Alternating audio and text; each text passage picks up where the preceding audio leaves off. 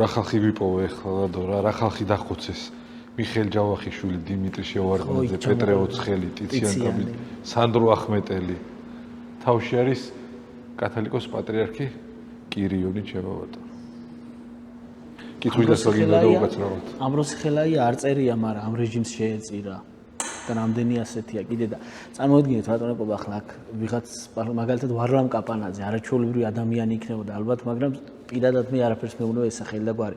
რო დაცლოდა რამდენი ვიღაც აქ ჩამოთვლილი, რამდენ კარგ ქართულ საქმეს გააკეთა.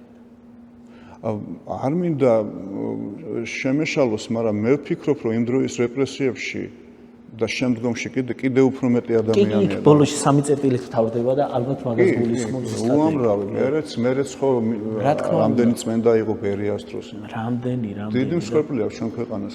აი, მარო მაყაშვილიც ვიპოვოს. ხო, იცი რა, ერთი მხრივ თქვენი პოდკასტის ეს ეპიზოდი აქ ამ სივრცეში ძალიან დიდი მიგნებაა, მაგრამ მეორე მხრივ რეალურად ჩვენ რაღაცნაირად თან გულდავს კიდევაც, იმიტომ რომ რაღაც ლაპარაკობთ მამაშვილობას, თვალე იქით გაგვირბის რეალურად. და ვფიქრობთ, აი ის როგორი მამა იქნებოდა, ის როგორი შვილი იქნებოდა, რაც შემთხვევაში ხარ რომ დაცლოდა როგორი იქნებოდა, ალბათ ჩვენზე მაგრები იყვნენ, ყველაფერში ჩვენზე მაგრები იქნებოდნენ, როგორც მამების და როგორც შვილების. და სხვათა შორის ჩემი ცოლის მოგვარიც აღმოაჩენია, აგერ სოლომონ ჟორჟოლიანი, ჩემი მეუღლე არის ჟორჟოლიანი. რამდენად შეიძლება ამ სიტყვაზე გულისწყეტა თქვა, მაგრამ გული მწყდება რომ გოგოლაძე ვერ ვნახევ ერთ-ერთი.